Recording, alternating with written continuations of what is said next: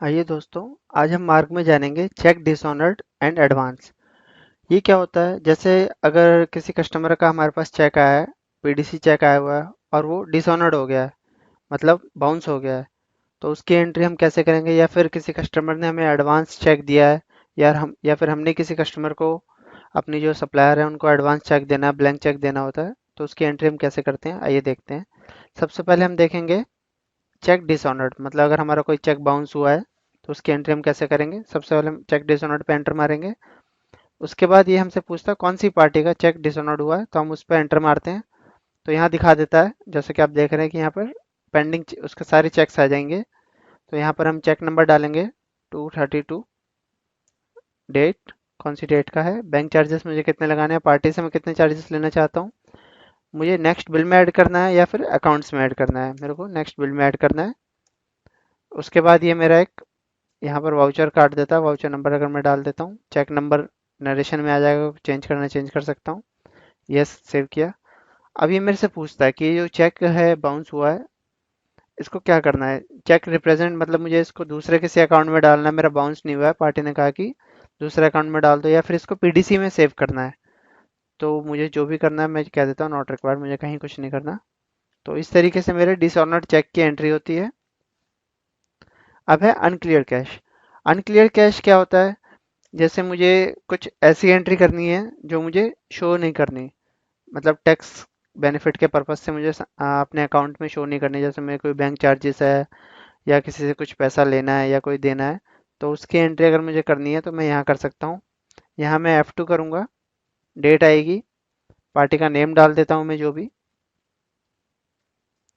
कितने रुपए मैंने उससे लिए, 10,000 रुपीज़। किस चीज़ के लिए लिए हैं वो मैं यहाँ डाल दूंगा। इसी तरीके से मुझे जितनी एंट्री करनी है मैं कर सकता हूँ, और यहाँ पर मेरा सबका रिकॉर्ड मेंटेन होता रहेगा। अगर मुझे सर्चिंग करनी है तो मैं नेम से सर्चिंग भी कर सकता हूँ। और आपको जैसे यहाँ दिखा देगा कि टोटल कैश कैश बैलेंस आपका इतना है, आपका जो ये सस्पेंस में इतना है, तो एक्चुअल कैश इन हैंड आपका कितना होगा। तो इस तरीके से हम अनक्लियर्ड कैश की एंट्री कर सकते हैं। उसके बाद हम देखते हैं advance cheque to supplier and advance cheque customer. अगर जैसे हमने किसी सप्लायर को एडवांस चेक दिया, ब्लैंक चेक दिया है, जो हमें उसको नेक्स्ट ईयर तक हमें सर्विसेज या गुड्स हमें मिले हैं, तो कुछ सप्लायर एडवांस चेक के लिए डिमांड करते हैं। जैसे ब्लैंक चेक अगर मैंने दिया तो उसके लिए हम कैसे एंटर करेंगे। बैंक ऑफ बड़ौदा पे मैंने एंटर किया, जैसे रेनबेक्सी को मैंने एडवांस चेक दिया है, तो जो ऑलरेडी मैं चेक दे चुका हूँ उसकी एंट्री यहाँ पर होगी। अगर मुझे चेक देना है तो यहाँ मैंने डाल दिया 1 2 3 4 5 6। ये न्यू चेक है, या अगर मैं चाहूँ तो कोई पुराने चेक को यहाँ से डिलीट भी कर सकता हूँ, या किसी पुराने चेक को प्रिंट करना है तो वो भी कर सकता हूँ। तो मैंने कहा कि न्यू है, प्रिंट करना है नहीं। इसी तरीके से मैं यहाँ पर जितने भी एडवांस चेक है सबकी एंट्री कर सकता हूँ, और इसको बाद में यूज़ कर सकता हूँ पेमेंट के अगेंस्ट।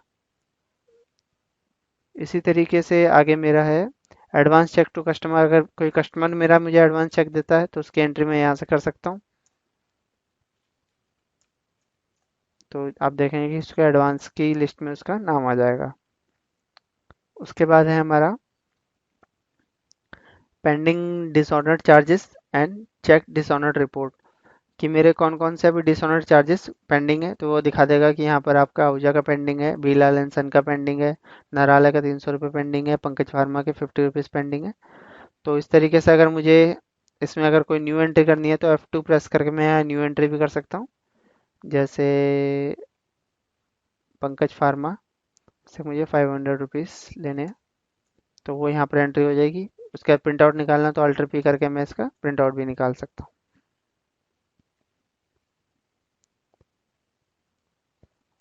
उसके बाद मेरा लास्ट है चेक डिसऑनर्ड रिपोर्ट। तो मेरे कौन कौन से चेक डिसऑनर्ड हुए हैं उसकी रिपोर्ट अगर मुझे चाहिए, तो यहाँ पे रिसीव्ड इशूड कौन से चाहिए, किस डेट से किस डेट तक, क्रेडिटर डेबिटर देखना है, date wise party wise separate देखने हैं, कंसोलिडेटेड। तो एंटर करूंगा, इस तरीके से मेरी एक रिपोर्ट आ जाएगी कि मेरे कौन कौन से चेक डिसऑनर्ड हुए हैं, कौन से बैंक के हैं, क्या अमाउंट है, कितना टाइप है, और पार्टी टाइप मेरा डेबिट है क्रेडिट है। तो इस तरीके से हम डिसऑर्डर्ड एंड एडवांस चेक की एंट्री करते हैं मार्क में। Thank you.